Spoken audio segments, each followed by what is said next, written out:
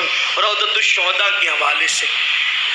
حضور علیہ السلام کی بارگاہ میں سیدہ فاطمہ کی اتنی مقبولیت تھی کہ جب ازواج مطہرات کو حضور سے کچھ مانگنا ہوتا تو وہ سیدہ فاطمۃ الزہرا کو وسیلہ اور ذریعہ بناتے۔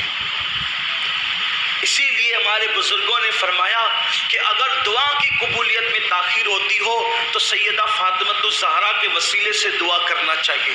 حضور کو بہت پسند، بڑی پسندیدہ ذات ہے حضور کی سیدہ فاطمۃ الزہرا، بہت محبت کی میرے آقا نے اپنی اس بیٹی سے، چہیتی لاڈلی بیٹی سے، بہت لاڈلی تھی، بڑی چہیتی تھی، بلکہ اتنی چہیتی تھی کہ جب سیدہ فاطمہ کی شادی ہو گئی تو حضرت مولا علی کو جو کرائے کا گھر ملا وہ تھوڑی دور پہ ملا، تو حضور علیہ السلام بے چین رہنے لگے اور کسی نے عرض کیا یا رسول اللہ آج کل آپ بے چین رہتے ہیں؟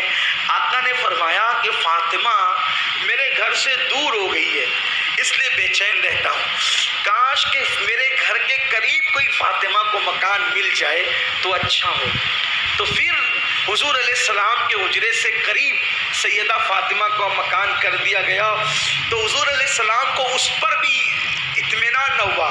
آقا نے فرمایا اس میں کھڑکی نکالو تاکہ جب مجھے یاد آئے میں اپنی بیٹی کو دیکھ لیا کروں۔ یعنی اتنی بھی دوری گوارا نہیں کی، اتنی بھی دوری کہ حضور علیہ الصلوۃ والتسلیم کے گھر سے نکل کے ان کے گھر میں جائے، اتنی دوری بھی گوارا نہیں، بلکہ کھڑکی بنوائی کہ مجھے کبھی بھی اس کی یاد آئے تو میں اس کا چہرہ دیکھ لیا کروں۔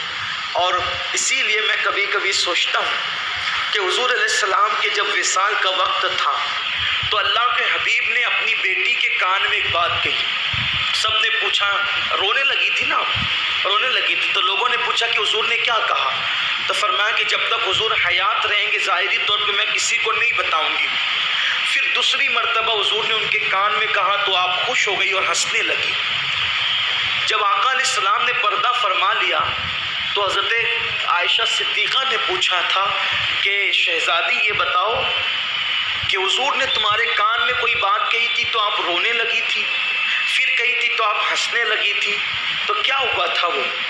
تو کہا آپ بتا دوں گی کیونکہ حضور پردہ فرما چکے ہیں کہ حضور نے جب پہلی مرتبہ میرے کان میں کہا تھا تو یہ کہا تھا کہ بیٹی اب میں دنیا سے رخصت ہونے والا ہوں، تم لوگوں سے جدا ہونے والا ہوں، تو کہا میں رونے لگی تھی۔ لیکن دوسری مرتبہ فرمایا کہ بیٹی غم مت کرو، میرے اہل بیت میں سب سے پہلے اگر کوئی مجھ سے آ کر کے ملے گا تو وہ تم ہی رہو، یعنی میرے بعد سب سے پہلے میرے گھر والوں میں کسی کا وصال ہوگا، کوئی پردہ فرمائے گا تو کون؟ وہ تم ہی رہو گی۔ تو کہا میں مسکرانے لگی تھی۔ تو جب یہ حدیث میں پڑھتا ہوں تو مجھے پھر خیال آتا ہے کہ حضور اپنی بیٹی کے بغیر رہ نہیں سکتے تھے۔